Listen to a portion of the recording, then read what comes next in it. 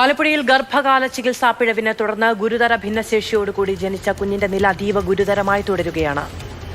കുഞ്ഞിനെ ആലപ്പുഴ മെഡിക്കൽ കോളേജിലേക്ക് മാറ്റി. വെന്റിലേറ്ററിലാണ് ഇപ്പോൾ കുട്ടിയുള്ളത്. രഘുനാഥ് നാരായണൻ വിവരങ്ങളുമായി. രഘു, മോശമായ സ്ഥിതിയിലാണ് ആരോഗ്യനില എന്ന് മനസ്സിലാക്കുന്നു. വെന്റിലേറ്ററിലാണ് ഇപ്പോൾ കുട്ടി. എന്താണ് ഡോക്ടർമാർ പറയുന്നത്?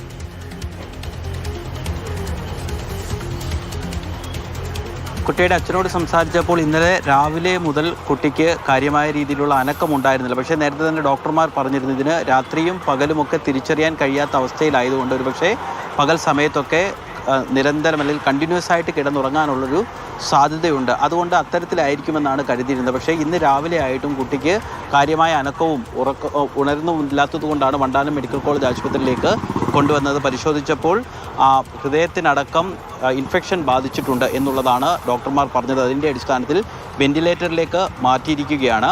ആലപ്പുഴ സ്വദേശികളായ അനീഷിൻ്റെയും സുറുമിയുടെയും മൂന്നാമത്തെ കുട്ടിക്കാണ് ഗുരുതരമായ ഭിന്നശേഷിയോടുകൂടി ജനിച്ചത്. അന്ന് തന്നെ ഉയർന്ന ആരോപണം ഈ ഗർഭാവസ്ഥയിൽ സ്കാനിംഗ് നടത്തിയപ്പോൾ ഇത് തിരിച്ചറിയാൻ വേണ്ടി കഴിഞ്ഞില്ല. അതിൻ്റെ അടിസ്ഥാനത്തിൽ വലിയ വാർത്തയാവുകയും വിവാദമാവുകയും തുടർന്ന് ആരോഗ്യമന്ത്രി ഇടപെട്ട് ഒരു പ്രത്യേക മെഡിക്കൽ സംഘത്തെ ആരോഗ്യവകുപ്പ് അഡീഷണൽ ഡയറക്ടറുടെ നേതൃത്വത്തിലുള്ള ഒരു സംഘത്തെ നിയോഗിക്കുകയും അവർ പരിശോധന നടത്തുകയും കുഞ്ഞിന് വൈകല്യങ്ങളുണ്ട്, തുടർ ചികിത്സയിൽ ഒരുപക്ഷെ ആരോഗ്യസ്ഥിതി വീണ്ടെടുക്കാനാകും, അതായത് നിരന്തരമായ വർഷങ്ങളെടുക്കുന്ന ചികിത്സയിലൂടെ ഒരുപക്ഷെ ആരോഗ്യം വീണ്ടെടുക്കാനാകും എന്നുള്ളൊരു ഒരു പ്രതീക്ഷ ഉണ്ടായിരുന്നു. അതിൻ്റെ അടിസ്ഥാനത്തിൽ ഈ സ്വകാര്യ ലാബുകൾക്കെതിരെ നടപടിയെടുത്തു.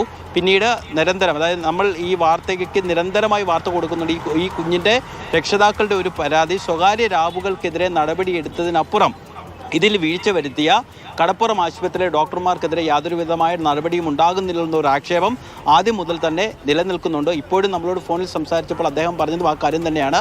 അദ്ദേഹം അവിടെ വെന്റിലേറ്ററിൻ്റെ അടുത്താണ്, ആശുപത്രിക്കുള്ളിലാണുള്ളത്.